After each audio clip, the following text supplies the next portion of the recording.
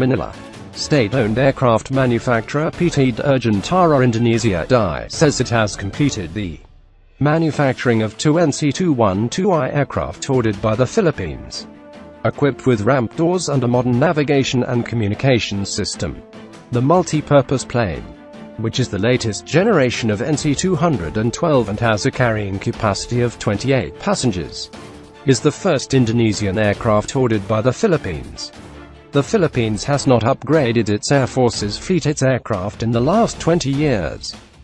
PT DI Commerce and Restructuring Director Budiman Saleh said the purchasing contract of the two NC212i aircraft, including the spare parts, was worth $19 million.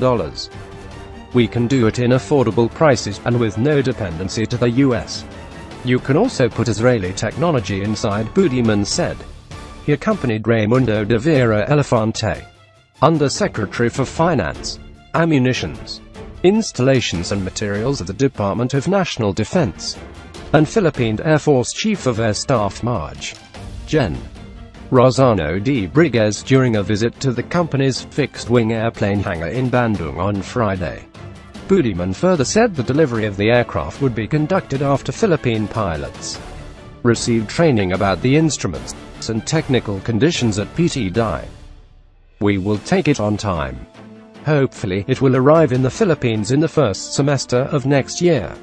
Our pilots will receive training this December, said Elefante. According to PT DI, the NC212i aircraft can be used for producing artificial rain, maritime patrol and Coast Guard patrol.